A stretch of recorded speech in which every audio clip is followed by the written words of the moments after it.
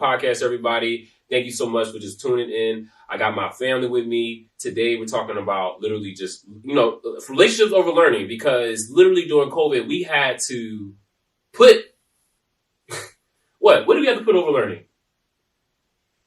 The basic social and emotional skills first. Life. Yeah, because we had to. It was no choice, because it's really trying to live day to day. Day to day. Them grades were terrible. Mm-hmm. Yeah. Trash. In every aspect. And it's not just like in Detroit, like everybody was failing. Right? And I remember when we got this data and we will talk to the bosses. I'm not going to call you, but we'll talk to the boss. And they'll ask like these like naive questions, like, why is it like this? Mm-hmm. What are y'all going to do about it? Have you not been living on planet Earth? And then we lie. We like, oh, yeah, we're going to do this. Oh, yeah, we're going to do this. But deep down in my head, I'm like, what? We tried to be optimistic. Yeah. We definitely tried to be optimistic. I think we had good intentions, but didn't have the skill set. Because how could you? This is like unprecedented. Yeah. Something we had never seen or experienced. Mm-hmm. Right. And so today we're going to talk about SEL and just kind of talk about it. And then I just want to just kind of quickly just talk about it. So SEL, social emotional learning, it is essential for managing emotions. It helps children learn to deal with any difficulties that may arise in their life and help them make successful choices. But amid the pandemic, children lost the ability to socialize, interact with each other. And this is why I have my brother and my sisters here today, because they are just literally experts in this field when we talk about social emotional learning, making sure that we are not only connecting kids academically, but we're connecting the kids emotionally, physically, and we're making sure that we're there for them. And, we listen, I wouldn't have got through high school if it wasn't for Miss Kim. Literally, I wouldn't have got through high school with Kim. I went down to the consul's office literally every day because I was so caught up in it, like just trying to make the basketball team, so caught up in trying to make sure I didn't mess with this girl or with this girl. Like I just had so many, I overthink so much sometimes, right? And I didn't have a dad growing up. And so I say that to say like my coping mechanisms, I didn't have any, you know what I'm saying? Especially growing up and being a man. So I always went down to my counselor. I went to a school that was almost 2,000 kids. We had almost 12 counselors. You know what I mean? And when we're talking about disparities and we're talking about COVID and we're talking about what happened after COVID, a lot of kids got it worse, right? And so this acronym SEL has become way more important now when we're talking about teaching kids, specifically when we're talking about teaching kids in urban environments, because it's academics is not a priority. Not meaning that it's not a priority, meaning that you don't need it, not it's not important, but there's so many other things that are just above that. So just really quickly, just talk about what is SEL going down the road. And I'll skip me because I already gave my definition. But just from your own perspective and expert point of view, for somebody who doesn't know what it is, you just know it's an acronym. Just break it down for us, RHEA. Go ahead, real quickly. Okay. Really, for me, social and emotional learning really boils down to how can I get my basic needs met? Like we have this frame of reference we use in social work or in counseling called Maslow's hierarchy of needs. Okay. And so, for example, against Bloom's taxonomy, how can I learn if I am worried about where I'm going to sleep tonight? Mm-hmm.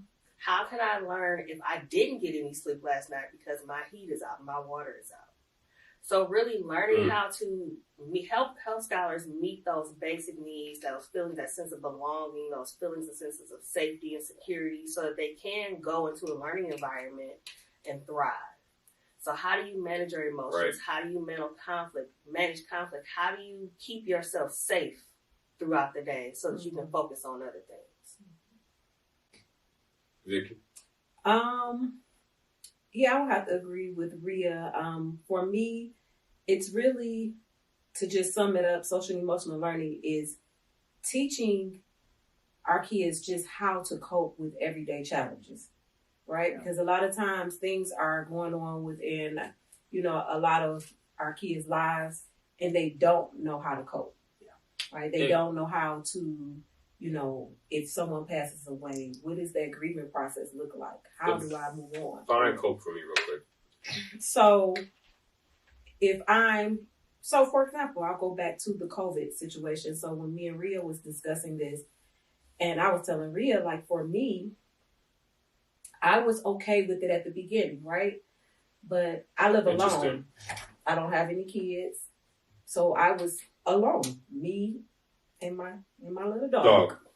So at first it was okay. But then as time went on, I was left alone with my thoughts, right? So now I'm left alone with my thoughts. So now I'm thinking about everything from childhood trauma to everything, right? If I didn't have those skills on how do I change my mindset or how do I change these negative thoughts that I'm having to more positive thoughts, what can I do to help me deal with some of the trauma and things that now I'm thinking about it and I'm really facing with right now. Right. So you think about a kid who has been going through some sort of trauma, right? So now they're left alone with their thoughts. They have no idea, one, what's going on because they don't understand. They're not familiar with mental illness, and they don't understand I don't know what depression is. I don't know why I'm crying every day. I don't know what anxiety is. Wow. Like, I don't know these things. So if I don't know what it is I'm struggling with mentally, how can I cope with it? How can I think of things to help me overcome that challenge? Love me to cry, Vicky. Sorry. I don't have much to add to that, but for me, it's always that skill set of for having our kids be able to process what's going on. So how do they walk themselves through it? Like Vicky just said, sitting back when you have these rush of kind of ideas that come through your head, or processing grieving, right? Which we're really not equipped to handle. And we live in a society where everything has to be, are you over it? Are you done? So it's allowing kids to have those skill sets where they can express themselves in a healthy manner, and then also in what their needs are, and then also try to process and cope with certain items. Calvin, we were just talking about today the infrastructure of the city, right? We got a ton of people without power right now. 500,000. 500,000. Oh, over 500, right? Yeah. Okay. So to me, it's like, it's very much a similar thing. We've never taught or prioritized SEL as a country. And now we're doing this all from behind. Because I can sit here and say, my parents don't have any, thinking about my dad, no SEL skill sets, right? And so and he's dealing with that from what he experienced as a kid in his life. And then it's like slowly each generation is getting better, but we're still way behind. And COVID was a gift and a curse, right? Because it just literally exposed so many disparities that were already present, right? So we're not talking about like SEL like it wasn't invented before COVID, you know what I'm saying? All this stuff has probably been forever for the last 50 years, right? Yeah. But COVID, it made us pay attention. Yeah. It made us discover what SEL was. So let's go ahead and just discover some, just prove some myths about it, and we can just impromptu. So anybody just tell me if it's a myth or not, and just kind of give us a quick explanation on why it's a myth or not. Okay. So I'll start with myth 3. Everyone got their notes? It's fine. It's all good. All right. So myth 3, kids learn social emotional skills automatically. So is that a myth? That's completely a myth. I think it's a myth, but there's some truth in kids learn by what they're modeled. They learn through modeling. Yeah. So if they learn healthy coping skills, they won't learn those automatically unless they're taught. Yeah. But they will learn from what they see. So that's why the teacher's important. Okay. Myth 1, social emotional learning only teaches kids about feelings, so deep in my feelings. Is that a myth, or is that myth? Or is that true? Myth? Big myth. I say a myth. Why is that a myth? It's more than just that. You're learning. It's understanding what those feelings are, and then back to that point that Vicky brought up: your coping skills, your processing skills. Interesting. Right? How do you? What's in your toolkit, your mental health toolkit, to put up with a certain situation? Because I think, for me, is like what a lot of people don't understand is.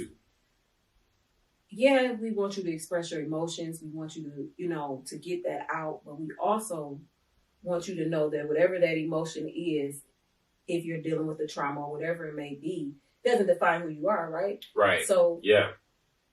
No, we don't. I don't want you to be stuck there. I need, you have action. Absolutely. Action. Don't just be. What's the word? Just don't be there with the cloud over your head and just get wet. You gotta get some towels, you know what I'm saying? Dry off a little bit. Myth 2, social emotional skills aren't as important as hard skills. So like academics, physics, astronomy, English, writing, work, homework, college, degrees. Definitely. Definitely. What good is it for me to have a 4.0 and to get a full ride to an Ivy League school if I'm clinically depressed? Yeah. And when I get away from home, I have no way to cope with it. Because you can just buy, you know what I'm saying, everything you want with that degree, and just that'll about give you the happiness that you need. But no, because if I can make it, people do that all the time. Yeah, but how many celebrities celebrities or people that have money who have committed suicide, and you would think like, they have the family, they have the money. How can they possibly be depressed? Or horrible addiction problems, right? Exactly. Yeah, exactly.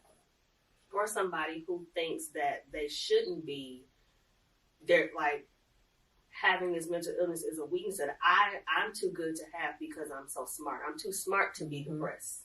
Yeah. I'm too smart to have anxiety. So a sense of maybe arrogance. Yeah.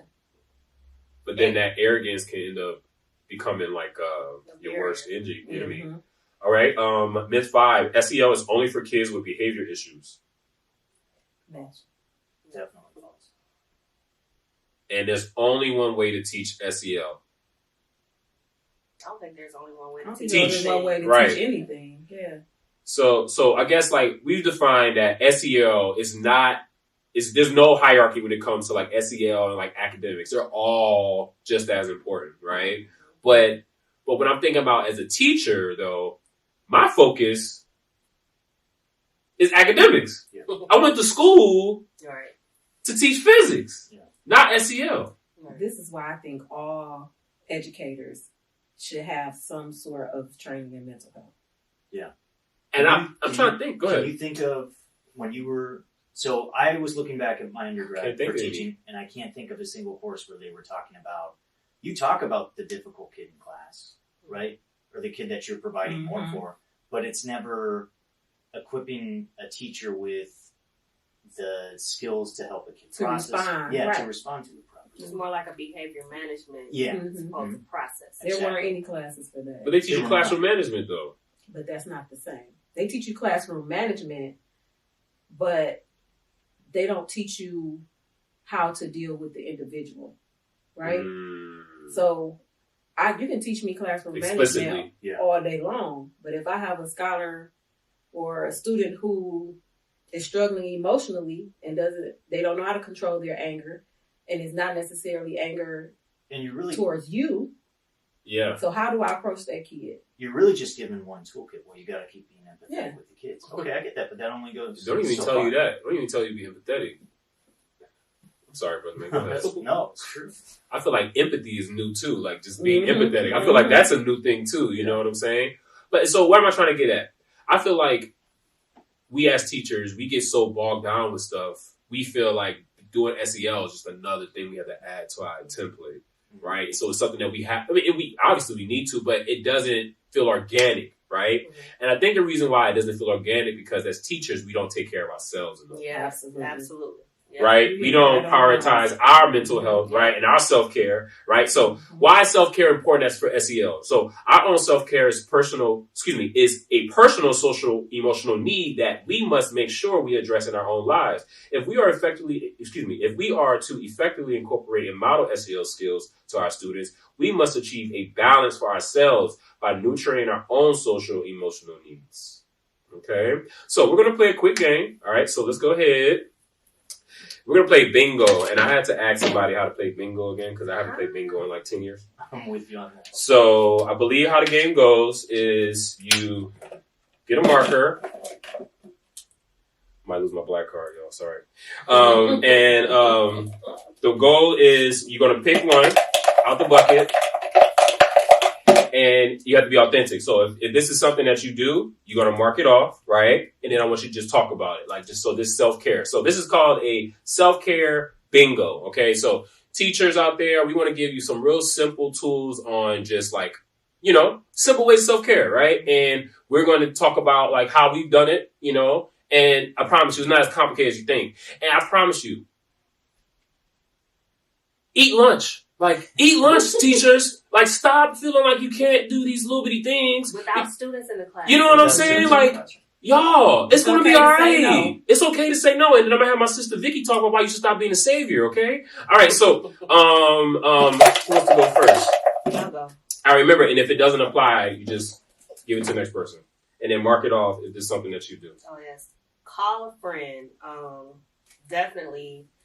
My best friend, I don't know what I would do without her. She also happens to be a social worker in a different field of use social work. We'll shout her out. Hey, Crystal. Hey, girl. Hey, girl. But even though she doesn't understand, just having that person be like, and what happened next, friend? And I'm like, girl, like just being able to get it out with somebody who understands, who works in the field. That's. And do you bog down her, or do you like, I gotta talk? No. It's one of those talks. How do you initiate that? We have this thing. We've been friends for so long. Like, Will call me like, can it be my turn today? Mm-hmm. And so like, you're that, like today is my turn. Okay, so it's mutual. Get my problem out. Yeah. And then, or we'll say like, can you talk about this today? Like, because we know how we have the capacity to be that person for everybody else. We don't want to bog each other down. Go ahead, Ryan. I'm sorry, brother, man. Oh, I was going to say, could we qualify it so it's call or text a friend?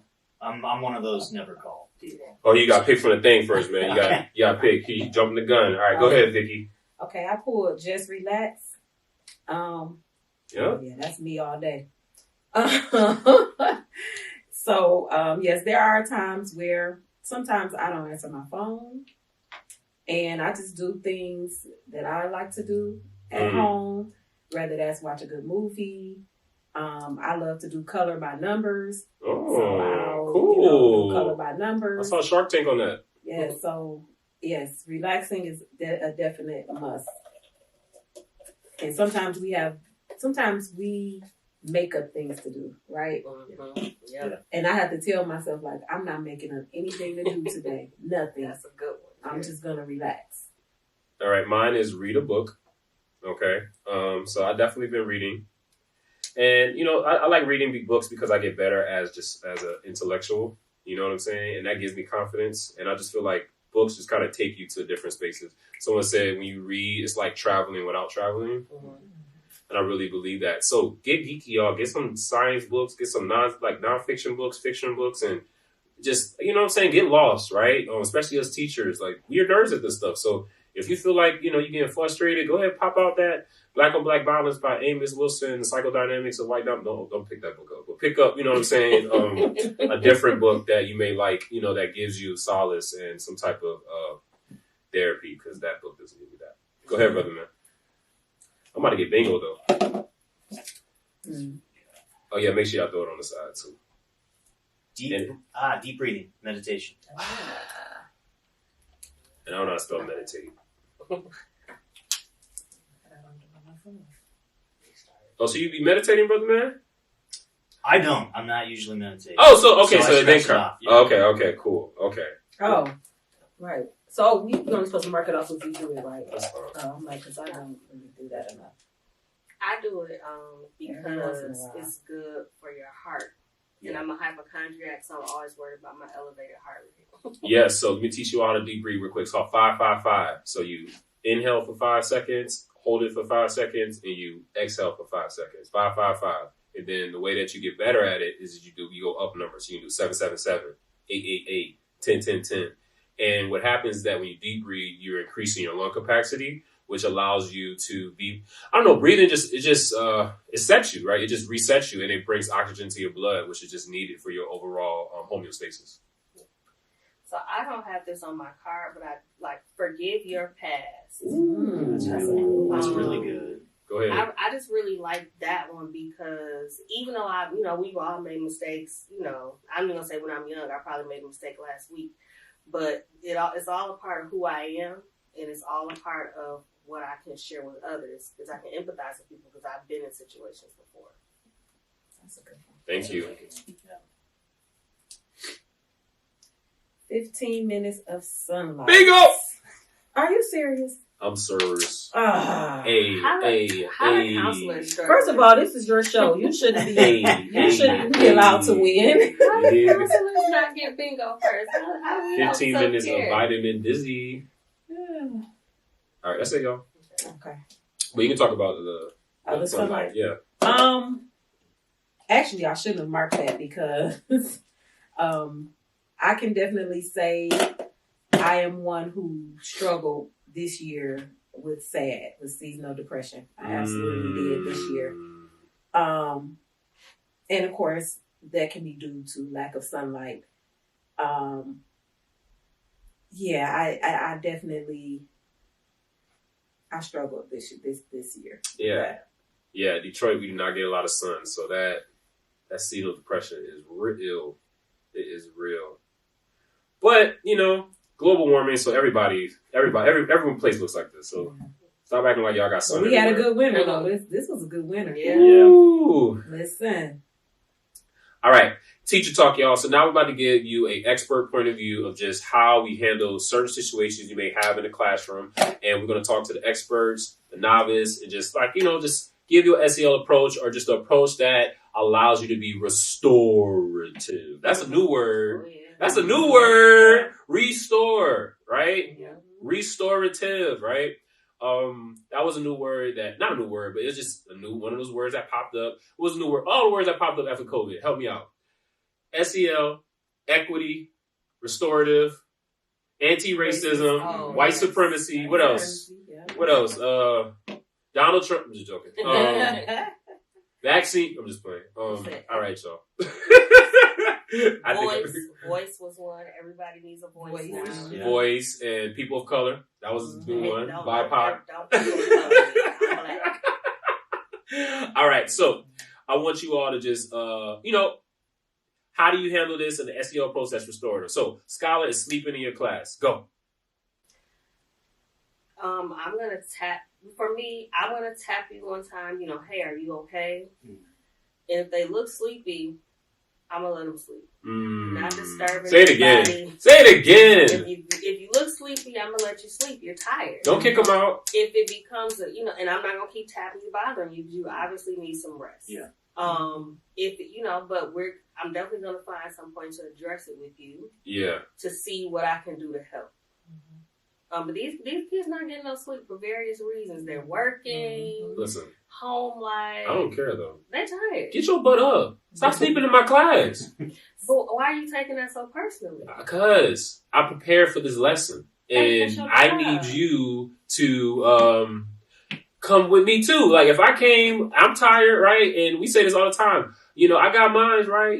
So you got to come get yours. And yes, you tired, but come on, we're going to make it through, right? I prepared for this lesson. This is exciting. And then if someone comes in, heaven forbid, admin comes in the classroom. Yeah. Right? Now ding, it's ding. like, what's going on here? I lost jobs because of that. But my mama works midnights, and I have to watch my brother, and he don't listen to me, and he won't go to bed. Or I'm in a shelter right now. Yeah. So so for me, I agree with RHEA, but with the tapping situation, like going to tap the scholar, that would depend on the relationship I have with the scholar. Yeah. So I'm not, if I don't have that type of relationship with the scholar, I may not go to him or her and tap her, because really I don't know how they might respond to that, right? Because I really don't know that student like that. However, if I don't and the student is asleep, again, I'm not going to keep them out, but what I am going to do is I'm going to address it at the end of class, because you're going to wake up when the bell rings, because you thought I was maybe boring and you want to leave my class. So I want to address it and find out, to kind of see what is going on. I don't like being a boring teacher, so I might just be taking it personal. Yeah. Like, get your butt up. Sometimes you can't. We do that a lot. Sometimes we can't take things personal all the time. All right. Scholar is using profanity chronically, like every day. Like you told the scholar stop using profanity, and they literally lied and said they didn't cuss, but you heard them say the F-bomb and the S word and the P word and the T word. What's the T word? I don't think it's a T word, but What scholars? Look, how you get out? You ain't ready for this. You talking crazy, you talking like an adult. All right, you want to be with the adults outside, then you gotta be outside too. Do they apologize? No, they lie and say that they didn't cuss. Gaslighting you. They're gaslighting. Right. Literally. I didn't grow up with kids cussing, sorry. I mean, I didn't either, like, you know, these kids is different. These Right, they cussing for their parents. But what I found with kids, because I go back and forth this, like, in my career. Like, sometimes I'm like, you know, speak freely, it's a free space. But other times I'm like, yeah, I don't want to hear all that today. But it's never going to work to call them out in front of everybody. If you engage with them on a personal level, like, hey, you know, if we had a mutual respect, I can say to you, you know, like, I really don't like when people cuss in here. If we have that rapport, we have that relationship, they gonna slip up, but it's gonna be, I'm sorry, you know. And that's, I mean, that's also to that point. That's teaching them that skill sets that are going to be available post whatever they're doing after school, anyways, right? I mean, you can't some of the stuff we hear kids say to one another or just aloud about different things. It's like there's no way that's going to be okay in any setting. Because I learned, I was like, you cuss like that in front of your grandma, and they'll be like, yeah. You're like, oh, well, I got to handle this a different way. And tell me, you've definitely been in situations where kids are cussing, and you're just like. Oh, I have. Sure. Like you just like you in your zone, right? Bell's about to ring. You're about to be someone else's problem, right? Right. Like I don't like that's just a battle. I'm not about to even fight right now. My basketball coach used to tell me, cuss in the locker room or cuss when you're in the huddle. That's when y'all can do that. Yeah. That's the time for you to do that. Yeah. You know what I'm saying? It's a time and place. So that's why I try to it's a time and place for everything, you know. And they are getting better because they know as soon as they cuss, they already know I'm about to be like, watch him out. All right, Mr. Nello. That's how I know they. And majority of the time, they'll apologize. Yeah. You know, because sometimes they're going to slip up because they do it normally. Yeah. And so they may slip up, but when they do, majority of the time they go, "Oh, I'm so sorry, Miss Willis. I apologize. I'm sorry." Last two. Scholars are about to get in a fight. Security! I think we all got triggered on that one. I don't know. I'm not. Wait, no. The scholar gets in the fight now. So they're rumbling. What's the SEL approach to that? Oh, if they're already fighting, yeah. Security! That's the thing. I can try to interject before.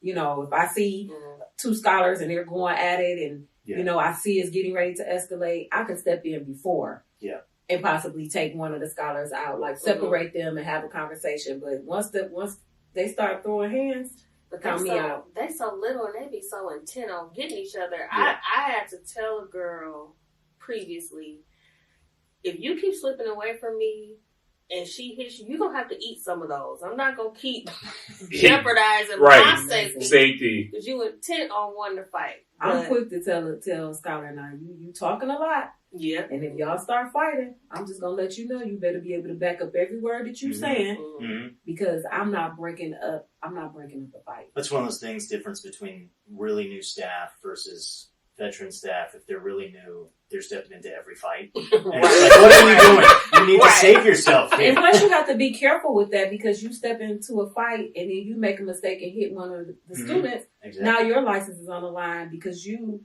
didn't intentionally do it. No. But now the scholar is so upset and they could feel like, oh, you know, Mr. Dorney hit me and, you know, and now we got a whole other situation. And that's what makes it difficult. You know the kids who are about to fight. You probably have a connection with both of them. Right. I'm trying to step in the middle so you guys can work this out and try to see each other the way I see you guys. And we're really not there right now. Right. We're really not there. So why do kids fight? This is what one of my master teachers told me. They told me kids fight because they don't believe the adults in the school will protect them. I think kids fight because they see other people fight. Yeah. I am 40. I've never been in a fight in my life. I also did not grow up in a house with people who argued.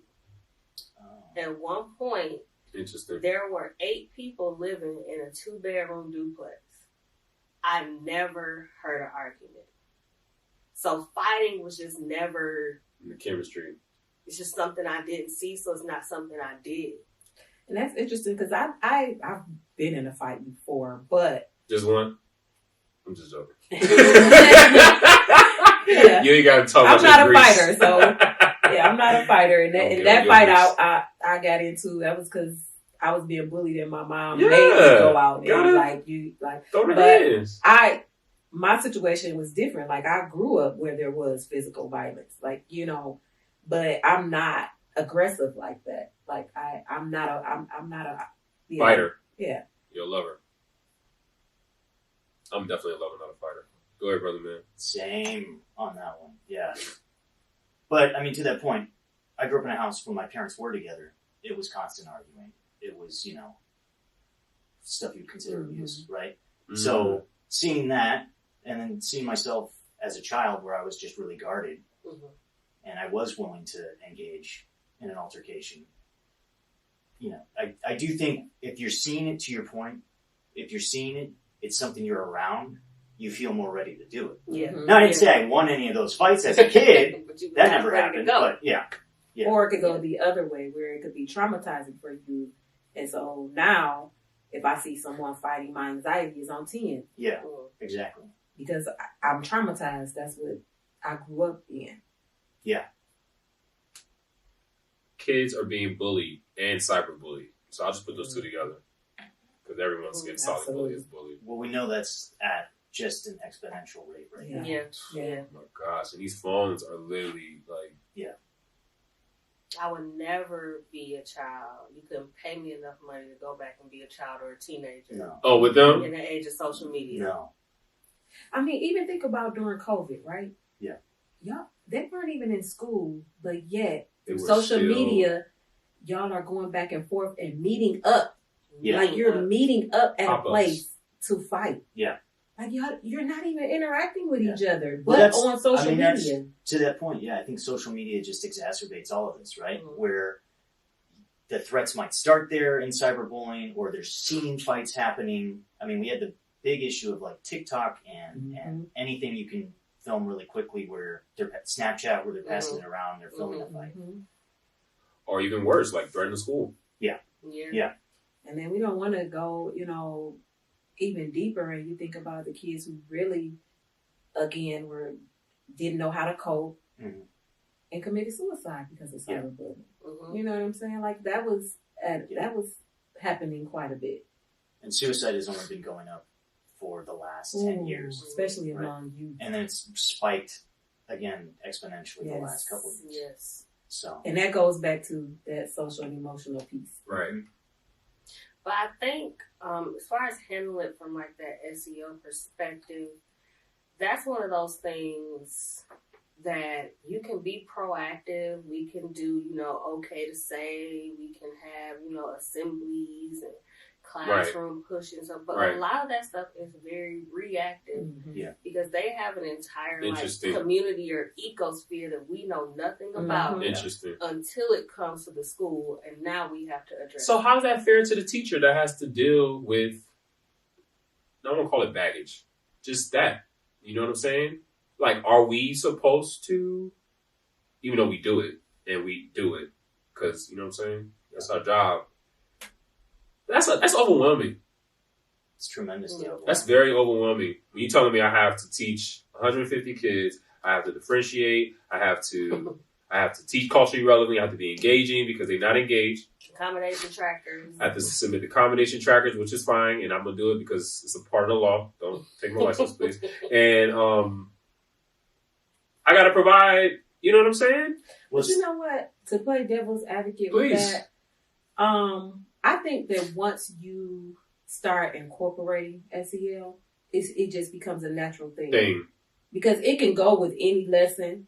Right. It just becomes natural. So once you start doing it, and a lot of times we do it and don't realize that we're doing it. Can you label that for me? What are ways that we do it but we don't call it SEO? Just even when you make things relatable. Right? Or even when you're telling your own personal story. Right. Or what about like when you and a kid have a disagreement, y'all might have a little back and kerfuffle forth. in class, Yeah. and you pull them aside later. And your To work whole demeanor, all of this Absolutely. changed because you already know you got to Mhm. de-escalate this so you can be restorative. Or you address them the next day as if nothing happened the day before. And then that kid is literally like your best friend now. Yeah. Damn, yo, that's what I'll be doing. Yeah. And even when you build relationships with the scholars, right? And then they come to you and they're talking to you Excuse me. about different things. You don't know it, but you're helping that scholar, right? So we do it unconsciously, not knowing that we're already doing Doing it. SEL. Oh, so I was saying, jumping off of what you said, the idea that it's how we approach how we're speaking to kids. So I've had to really step back in the face to what you were adding of not being authoritarian or anything that could be considered that. It's how you're asking a kid to do something. Mm-hmm. Hey, can you put your phone away for me? Can you get your head up, sort of thing. Having that one-on-one while they're leaving, Mm-hmm. or just simply like asking if the kid is okay, right? It's a really easy way on their way into class. They can tell you how they're doing. And then to take, that realization that there might not have been someone that day that asked that. And I think that, I know it's easier said than done to try not to take things personal, but I think when we start to take things personal, that's when we do kind of sometimes jump out of our character. Yeah. And now, we got to pick and choose our battles. Because they're asking. But I'm hurt that you're doing this like this. So now I want to. We're saying be empathetic as Right. be empathetic as possible, but also don't take anything personal. Just leave Right. it Right. here. Exactly. Here, Right. walk But it's away. kind of like you sometimes have to take a step back and Yeah. take a breather because you're taking it personal. So the way you might respond is probably going to be a little bit different. And we should be honest. This has never been a job when you leave. You just slide down the back of the brontosaurus. Oh, You're gone for the day. yeah. That's Right. never happened, right? It's Don't with like you. that. It's with you the rest of the day. Absolutely. Yeah. For weeks, could be, right? Whatever's going on. I'm kind Oh of my like, I'm the gosh. grown up. I'm the grown up. Mm-hmm. Yeah, I'm the grown up. exactly. And pick and choose your battles, man. Some battles not worth fighting. Count on the podcast, y'all. Thank you all so much. Let's go around. Where can they find you all? Anything you all got coming up, or any new jobs, or any new things that you're just adding to your repertoire that you'd like people to know? If not,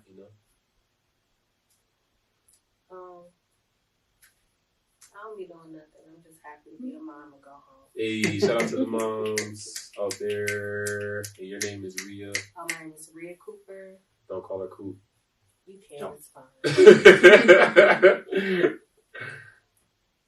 I'm Vicky Willis. I am currently doing as a contractual therapist Okay. at Real Perspective Counseling Center in Southfield. So, Oh, if nice. anybody's looking for a therapist in need of some services or some help, please look me up. Vicky Willis, Real Perspectives.